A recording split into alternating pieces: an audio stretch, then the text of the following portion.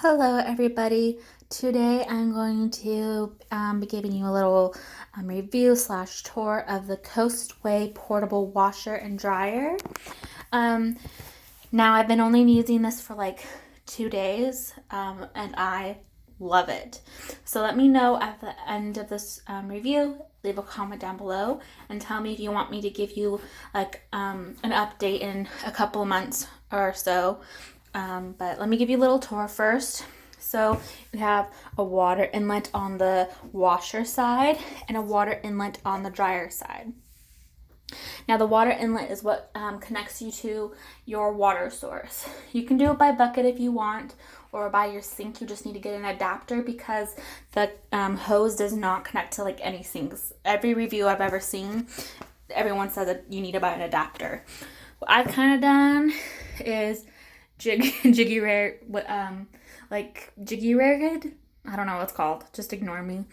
I came up with my own way. So that's how I have it connected right now.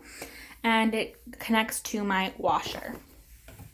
Now you can set it for up to 15 minutes. I recommend doing for 15 minutes for your first wash, and then doing a rinse cycle after because your water gets pretty nasty. And it also is part of the dyes. But in a regular washer, it drains the water and then refills, and you don't do that until the very end. So you have a normal and soft. Soft is for more like delicate. And then on the dryer side, it goes up to 5 minutes. But let me go ahead and show you this part here. So I already have clothes in here. I just did a regular wash. I'm just going to turn on my shower here and I'll update you guys in 1 second. Alright, so I have my shower going, and if you can see, it is now filling from the inlet, and it's important to make sure that it's on normal and not drain, because if it's on drain, it will not fill. I usually set a timer, and I figured mine's about a 4 to 5 minute fill. The fullest you want to go is up to here. So I'm just doing a rinse cycle here, so I'm not going to put any soap in it, but you do put soap in. Just do about 1/3 to half the amount that you normally would do. Mine's not a very soapy soap, but I still just do about half. So I'm going to let this fill, and I will show you guys the lint trap after this final rinse, and I'll show you while it's actually washing. Okay, so I have it about as full as I want it for a rinse cycle. If it was a full cycle, I'd go all the way to the top just because this is a pretty big load. The water is just being tinted. It's clear from here, but it looks weird in the video for some reason. But this is a rinse cycle, so it's already been washed. So I'm just going to close this lid here. And for my rinse cycle, I'm doing 6 minutes. And you can open the top and it will still wash. I'll give you guys a little peek. So it does fully rotate my clothes. It will literally get the clothes from the bottom and bring it to the top, so it does a good job washing. And like I said, you can put soap in it. I'm just not, because this is my rinse cycle. I will update you guys once this is done. I'll show you how to drain, and I'll also show you this right here is the lint trap. I'll show you how to work that, and then we'll put it in the dryer. Alright everyone, the washer is done. So let me just give you a little sneak peek in here. Something I would suggest is separating your whites from your rest of your clothes. It's a learning experience for me because I haven't done the laundry that much in there, but it does take out the dyes. Some of the tinted of the water is dye, and that's why I recommend doing your full 15 minutes and then washing it again, not only to get off the soap, but because especially if you have a new shirt, which I do in here, you're going to want to separate your whites from your colored. Learning experience for me, and learning experience for the rest of you, so you don't make the same mistake. Alright, so now to drain the water, we're going to go from normal to drain. It drains really fast, and it's just draining right down.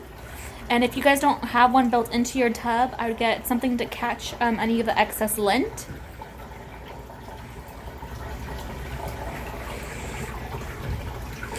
And I'll be right back when it's done. So it's all drained. It does drain really fast, just so you guys know. Alright, so to put it in the dryer, usually 2 of the washer is 1 for the dryer, just so you guys know. But it just opens up like this, and then you have this in between, and then inside it comes with, I don't know what to call it, but this little disc, and I'll show you in a minute what to do with that. But you're gonna wanna make sure your dry load is very even. This is a spin cycle, so it doesn't use heat, so it doesn't dry all the way, but I would say about 80 to 90% dry, and then you just hang it up for like I think an hour to 2 hours, depending on the thickness of your clothes, and it will be dry. Okay, so you're just gonna put it in.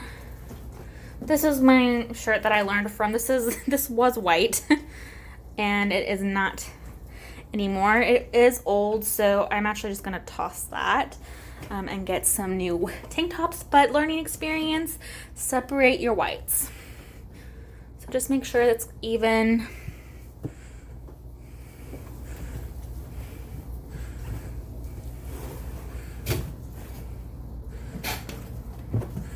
So I have some thick shirts in here, so I probably won't be able to do as much. I think this is gonna be the last shirt. And so I have about half of that left. That will probably fit into my next load here. But you're gonna take this and set it right on top, and then close it, and before I turn that on, let me show you where this lint trap is.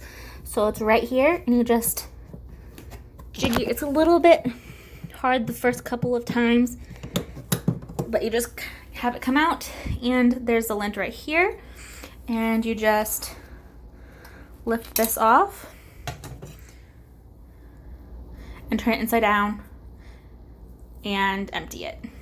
And then to put it back on, I'll empty it in a second, but I just want to show you guys everything. Just line it up. Snaps right back on, nice and easy. And then putting it back in is easier than taking it out. Oh, it helps if you put it on all the way. It's kind of hard to do one-handed. It really isn't as difficult as I'm making it. It's just because I'm being one-handed carrying the camera. There's a click. If you hear the click, it's on. All right, then you line it up. Snap it back in. And then the highest it goes is 5 minutes. All you need to do is turn it.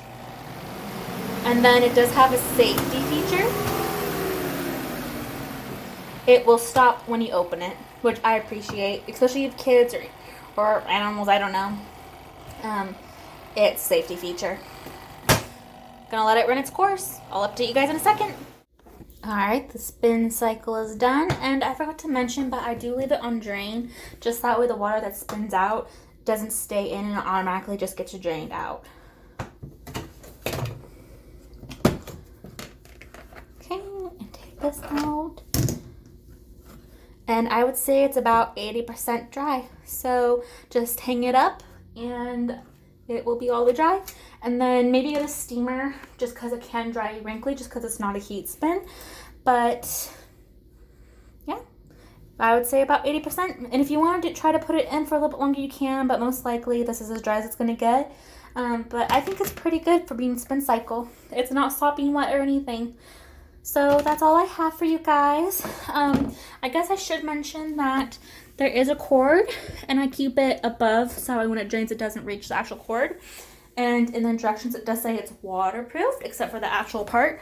And I have it plugged all the way over there. And the reason why it's so... I need to get a longer one, is what I'm trying to say. But it works for now. That's all I had right now, and I need to get laundry done. So I love this, and maybe I'll do a review in a month, and then maybe a 6 month, and then maybe a year, just to tell you guys how it's holding up, and if I still like it. I'm gonna continue doing my laundry. Thank you guys.